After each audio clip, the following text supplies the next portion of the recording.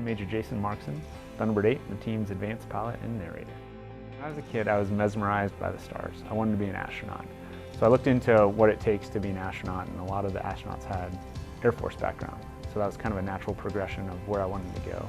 And then when I was a senior in high school is when September 11th happened. And that gave me a big sense of pride in America and a lot of patriotic feelings towards service.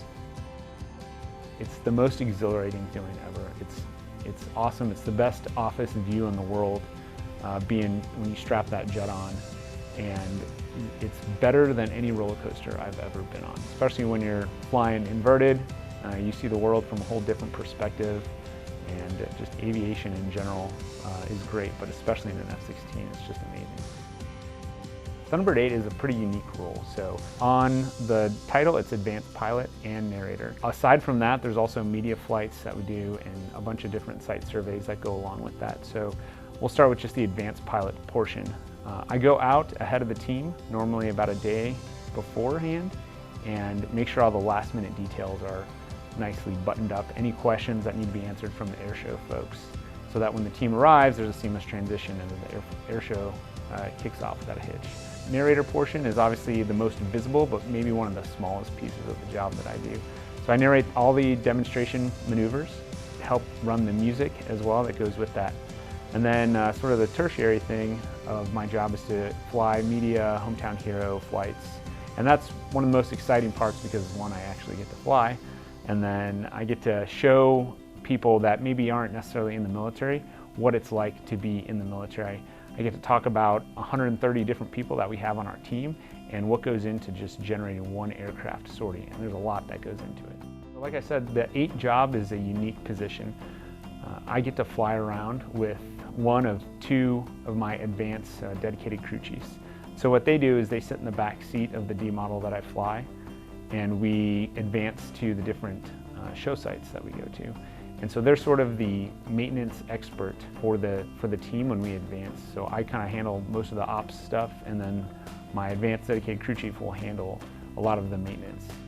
You gotta go to college, you gotta have good grades if you're trying to be a pilot in the Air Force. That's probably the first thing that's in your control that you can affect. Next, physical fitness, I would say, is a huge portion of becoming a pilot. It's important to stay in good shape, stay healthy. Can't pull G's if you can't G-string. Lastly, I would just say to have the attitude that goes along with it, not letting people tell you no. Keep pushing to hit your goals and have a positive attitude about getting to where you want to be. Role models I had growing up, there were a lot of them, but the 2 that stand out the most to me are my parents. My mom was a special ed teacher for 30 years, and the drive and motivation that she had to do that and then also come home and take care of her 3 children meant a lot, and I didn't really realize that until after I left for college. And then for my dad, there was a lot that he went through just to take care of his family.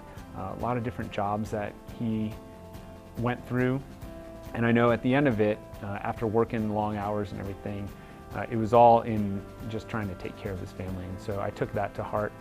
Those were lessons, life lessons that I learned and that I hold on to this day.